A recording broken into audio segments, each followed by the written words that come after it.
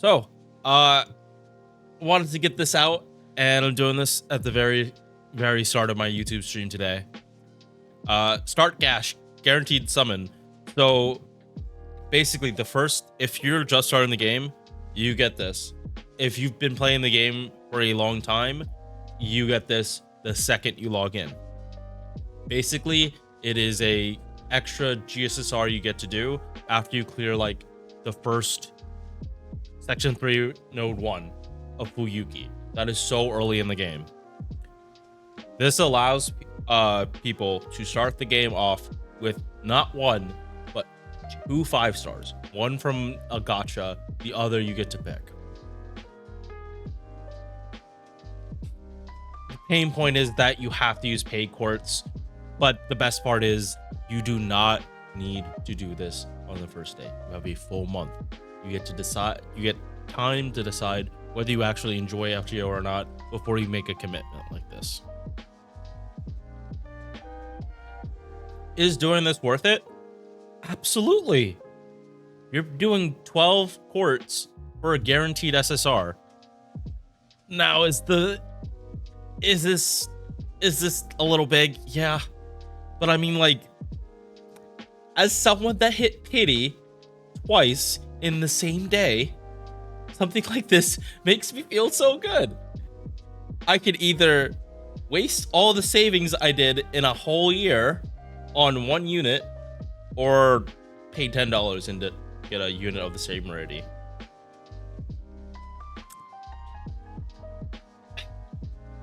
When it's guaranteed, it's worth. When it's not guaranteed, if you don't have the disposable income, don't do it. But overall, this is a good deal.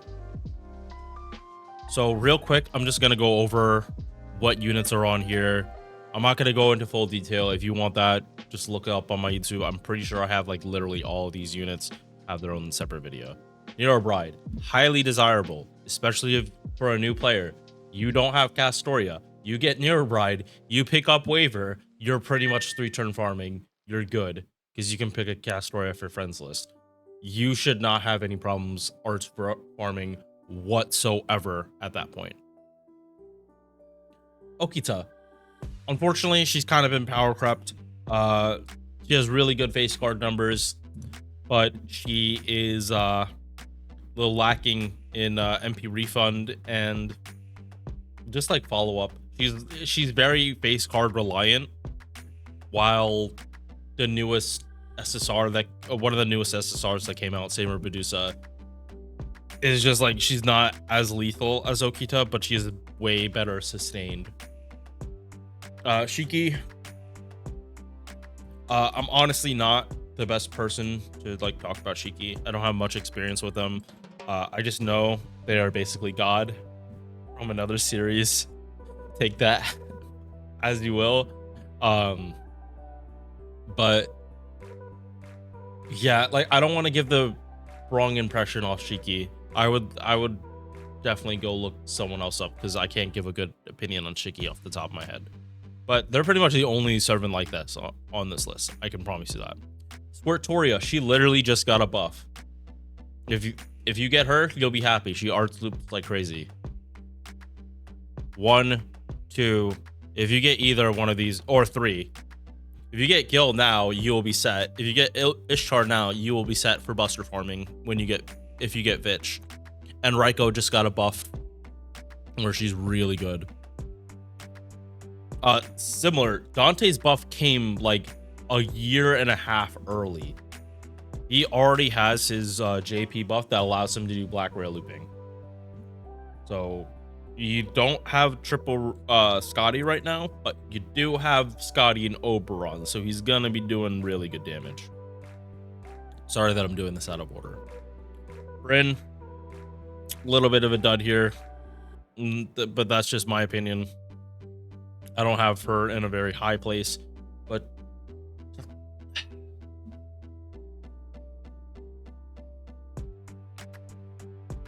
I don't want to be mean, but she actually might be one of the worst servants on here. Like, I'm not gonna cap, she might actually be one of the worst.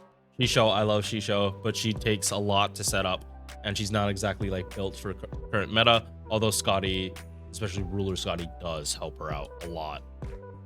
Tamamo, honestly, this is who I hope I get off this. I love Tamamo. Tamamo is great, and Tamamo gets a buff next May that lets her do 3-turn farming and kick a lot of people in the crotch. Like a lot of people get kicked in the crotch by her. Skander, he needs a buff. He straight up needs a buff because he's not functioning in current meta. He's like Raikou except worse. Because like at least Raikou, her star gen was not tied to a skill. It was just part of her MP. Skander, if you don't have like his 3rd skill up, he does not do his job right.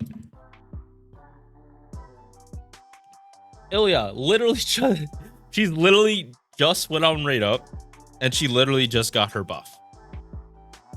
If you get her early off this, congrats. You don't have to spend on a gacha if you even wanted her, because it's not Fate Stay Night Ilya, it's Prisma Ilya. So if you're not a fan of that series, this is probably not going to be fun for you. Da Vinci, she got her buff, and now she has a solid role as a sub DPS support for harder fights. I think it's great.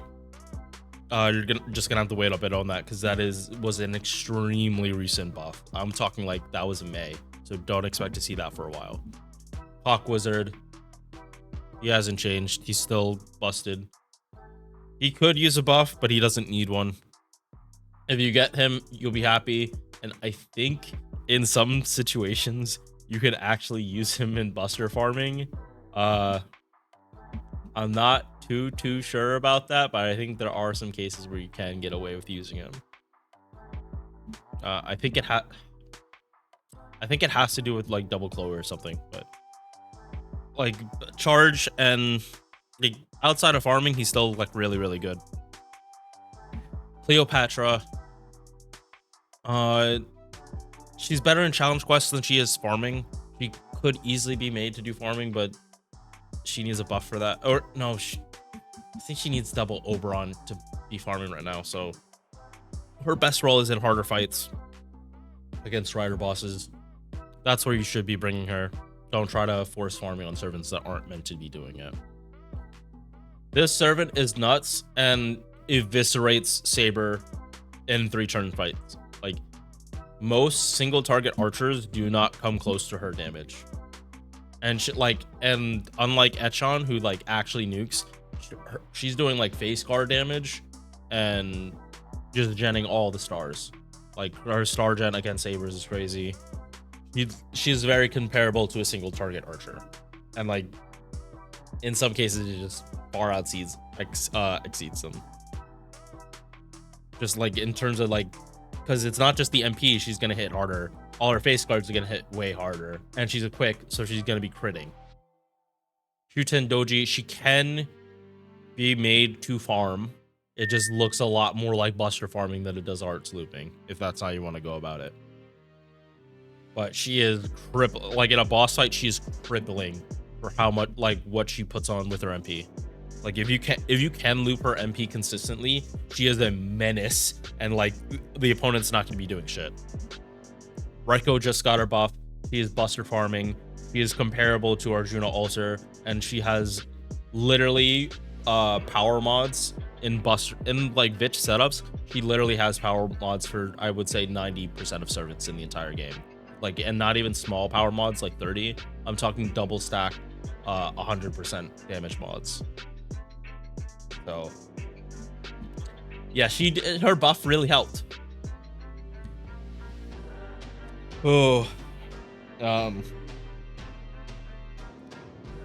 Kintoki used to be the king of like single target nuking for like challenge quests.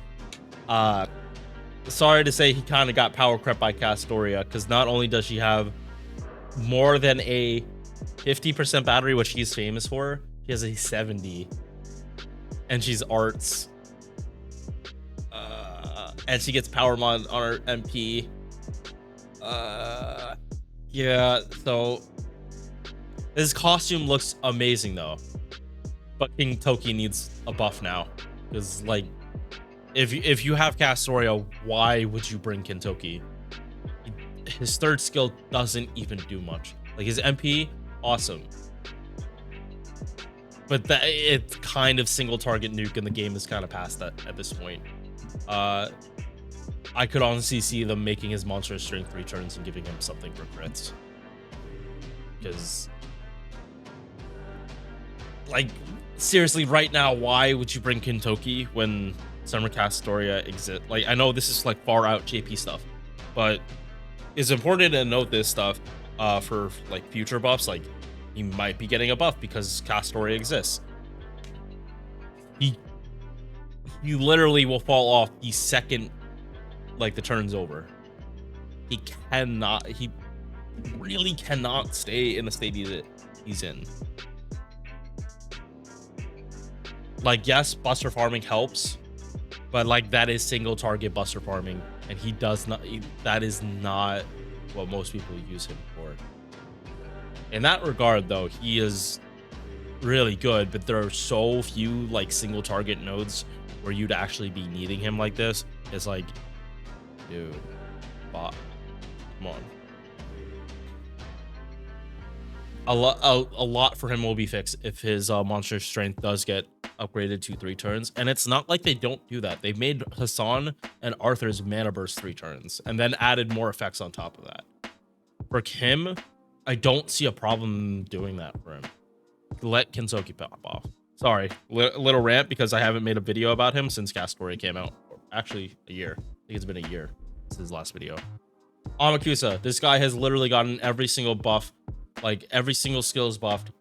Like, I wouldn't be surprised if they buffed him again, just for reasons. And, like, is so nice for all kinds of challenge quests, because he eats, buffs off with his MP before he does damage, and it's AoE. And then Jolter. She has not been buffed since her latest one, but she's still really, really good. She is a fan favorite. If you pull her off this, you will be happy. That's the thing. You are getting a chance at all these servants for a really good cost without the fluff of permanent pools, without the fluff of like just a more bloated pool. Are you going to get the servant you want? No, probably not. But at least you're going to get a 5-star for a very low investment, high return. And just to give you a little context for me and like what my account looks like, on NA, I have this character, MP5 of him, so he is, I really don't want to start a 120 already. MP2, 1, I think, 1, 1, 1, 1, 1. So I'm gonna profit from this as long as I don't get Gilgamesh or Shisho. I'm probably gonna get them. And even if I do get Gilgamesh, that is content. If I happen to get more than one off this, fog me, it's probably not going to happen. All right. That's my opinions on this. Hopefully you have good luck on this, and I'll see you in the next one. Peace. Thank you for making it to the end of this video. If you enjoyed, drop a like or sub. Hope to see you in the next one. Peace.